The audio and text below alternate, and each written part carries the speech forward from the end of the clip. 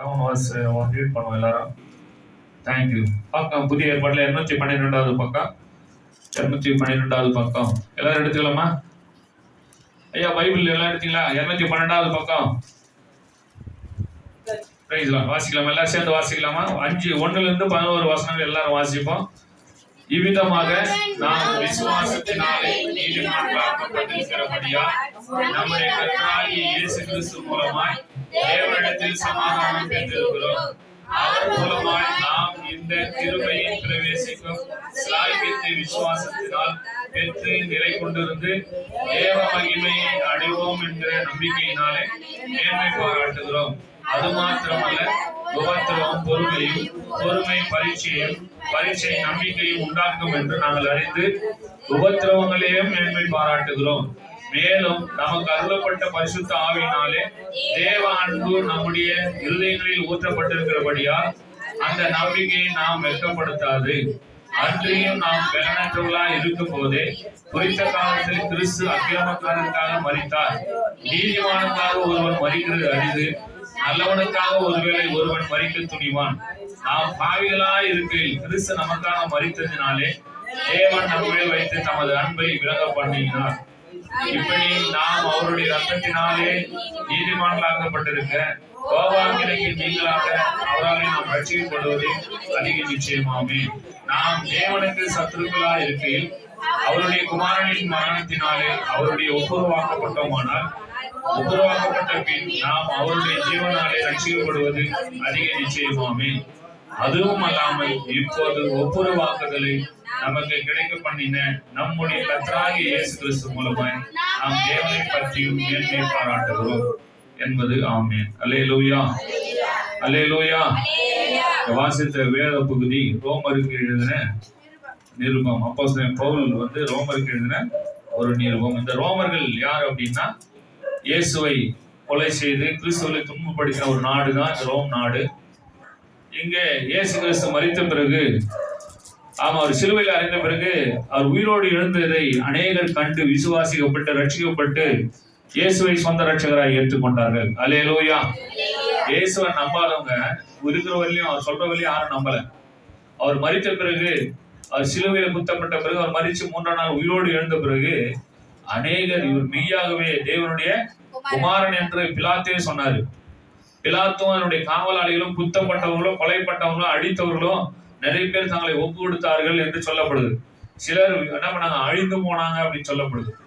அதுல விசுவாசிக்கப்பட்டவர்கள் என்ன பண்ணாங்க, தேவனை ஏற்றுக்கொண்டு இயேசுவை நாங்கள் உயிரோடு பார்த்தோம் சொல்லி அவர் சாட்சி சொல்லி அநேகர் என்ன பண்ணாங்க, ஆமா சீஷர்கள் போய் சொல்லும் போது அதை ஏற்றுக்கொண்டு அவருடைய சீஷர்களாய் விசுவாசிகளாய் மாறி சபைகள் பெருகினது. அப்படிதான் சபைகள் பெருகினது. அதுல 3000 பேரும் 5000 பேரும் 7000 பேரும் ரட்சிக்கப்பட்டு நம்ம சபைகள் உருவாக்கப்பட்டது.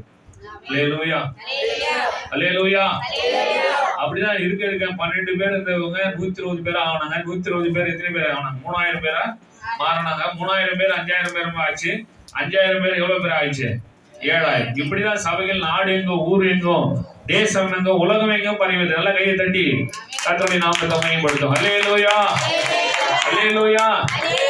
அந்த கூட்டத்துல தான் நாமும் வந்திருக்கிறோம், நாமும் சேர்ந்து இருக்கிறோம். ஆமென்.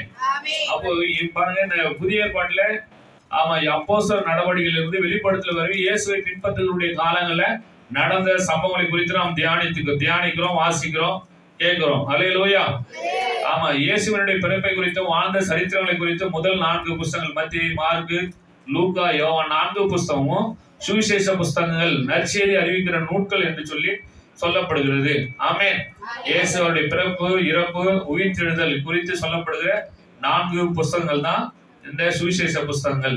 அப்போ நிருபங்களிலே வாசிக்கும் போது ஆண்டவர் என்ன பண்றாரு, அவருடைய பின்பற்றுள்ள ஒரு விசுவாசிகளோ நம்புகிறவர்களும் எப்படி இருக்க வேண்டும், எப்படி நம்ப வேண்டும், என்ன செஞ்சார் என்பதை நாம் கற்றுக்கொண்டு பின்பற்றும்படியே நமக்காக எழுதப்பட்ட புஸ்தகம் தான் இந்த நிருபங்கள். அல்லேலூயா. ரோமர் நிருபத்தை எழுதுவதற்கு நோக்கம் என்ன அப்படின்னா, அன்றைக்கு இருந்த கிறிஸ்தவர்கள் அவங்களுடைய வாழ்க்கையில வந்ததான விசுவாசிக்கப்பட்டாங்க, ரட்சிக்கப்பட்டாங்க, சபைக்கு வந்துட்டாங்க. ஆனா அவர்களுக்குள்ளோ சமாதானம் இல்லை, அவர்களுக்குள்ளோ அன்பு இல்லை, அவர்களுக்குள்ளோ நம்பிக்கை இல்லை, அவர்களுக்குள்ளோ பரிசுத்தம் இல்லை. என்ன இல்ல?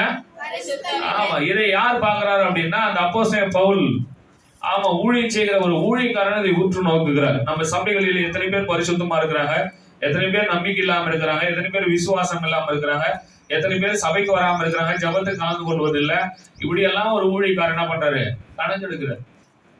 நீங்க நினைக்கிறீங்க ஏதோ நம்ம சபைக்கு வரோம், கடமைக்கா வந்து போறோம் அப்படின்னு. ஆனா ஒரு ஊழியக்காரன் சொல்ல, ஒரு சபை எத்தனை பேர் விசுவாசம், எத்தனை பேர் வசனம் படிக்கிறாங்க, எத்தனை பேர் தூங்குறாங்க, எத்தனை பேர் வசனத்துக்கு முக்கியத்துவம் கொடுக்குறாங்க, எத்தனை பேர் காணி கொடுக்குறாங்க, எத்தனை பேர் தசம் கொடுக்குறாங்க, எத்தனை பேர் சும்மாவே வந்துட்டு போறாங்க. அவ இதெல்லாம் யாரு என்ன பண்றாங்க, ஒரு ஊழியக்காரன் சபையில அவர் கண்காணிக்கிறார். அல்லேலூயா. இதெல்லாம் நோட் பண்ற, நான் பார்க்கும்போது ஆண்டவரும் பார்க்கிறாரு. இதை குறித்துதான் ஒரு பாரம் இந்த பவுலுக்கு வருகிறது. இவர்கள் விசுவாசிக்கப்பட்டார்கள், ரட்சிக்கப்பட்டார்கள், ஆண்டவரை ஏற்றுக்கொண்டார்கள். ஆனா அவருடைய உள்ளத்திலோ சமாதானம் இல்லை. ஆமென். பாருங்க, பாவிகளாய் இருந்த நமக்கு கிறிஸ்துவின் மீது கிடைத்துள்ள ரட்சிப்பினுடைய ஆசீர்வாதங்கள், கிறிஸ்துவ மூலம் நமக்கு கிடைச்ச ரட்சிப்பின் ஆசீர்வாதங்களை தான் ஒரு 4 காரியங்களை பார்த்து நம்ம ஜெபம் பண்ணி போவோம். கிறிஸ்துவின் மூலம் நமக்கு வருகிற ஆசீர்வாதங்கள் எதன் மூலம்னா, பாவிகளா இருந்த நமக்கு கிறிஸ்துவின் மூலம். பாவியா ஒரு நாள் கடந்தோம், பரிசுத்தமாக இருந்தோம், ரட்சிக்கப்படாம இருந்தோம், இயேசுவை ஏற்றுக்கொள்ளாம இருந்தோம், நம்பாம இருந்தோம். அப்படி நாம இருந்த நாட்களில இன்னைக்கு இயேசு கிறிஸ்துக்குள்ள வந்துட்டோம், சபைக்குள்ள வந்துட்டோம். அவர் தருகிற ஆசீர்வாதங்கள் என்ன, நம்ம ரட்சிக்கப்பட்ட பிறகு தேவன் நமக்கு வைத்திருக்கிற ஆசீர்வாதங்கள் என்ன, இதைத்தான் அவரு மொழி தேர்ந்த பிறகு, மரிச்ச பிறகு அவர் பரலோகத்துக்கு போவதற்கு முன்பாக ஒரு வார்த்தை சொல்லியிருக்கிறார். யோவான் 14:27 ஒரு வாசிக்கலாமா? யோவான் 14:27 வசனத்தை வாசி.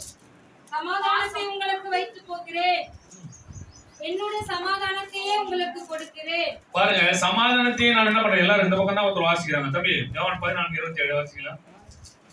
இந்த பக்கத்துல வாசிக்கலாம். ஆண்கள் பகுதியில் ஒரு வாசிங்க. யோவான் 14:27. சமாதானத்தை உங்களுக்கு வைத்து போகிறேன், சமாதானத்தை நான் வைத்து போகிறேன், என்னுடைய சமாதானத்தையே உங்களுக்கு கொடுக்கிறேன். பாருங்க, என்னுடைய சமாதானத்தையே உங்களுக்கு நான் கொடுக்கிறேன். உலகம் கொடுக்கிற பிரகாரம், பாருங்க, உலகம் கொடுக்கிற பிரகாரம் நான் உங்களுக்கு கொடுக்கிறதில்லை, நான் உங்களுக்கு என்ன பண்றது இல்ல. எல்லாம் கவனிங்க, உலகம் கொடுக்கிற பிரகாரம் நான் என்ன பண்றது இல்ல. உங்களுக்கு கொடுக்க பணத்தையோ செல்வத்தையோ வெள்ளியோ பொண்ணையோ ஆஸ்தி அந்தஸ்து நான் கொடுக்கல. என்னுடைய சமாதானத்தை நான் என்ன பண்றேன், உங்களுக்கு கொடுக்கிறேன்னு சொன்னேன். அல்லேலூயா. கையை தட்டி ஆண்டுக்கு ஒரு நன்றி சொல்றோமா? அல்லேலூயா.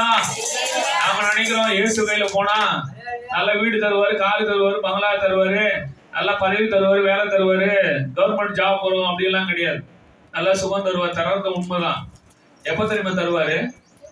அவர் நம்ம கையில இருக்கும் போது மட்டும்தான். ஆமென். அவர் நமக்குள்ள இருக்கணும். அவர் நமக்குள்ள வந்துட்டு எல்லாமே தருவாரு. அதான் சொன்னாரு, இந்த உலகம் கொடுக்கிற நான் கொடுக்கல.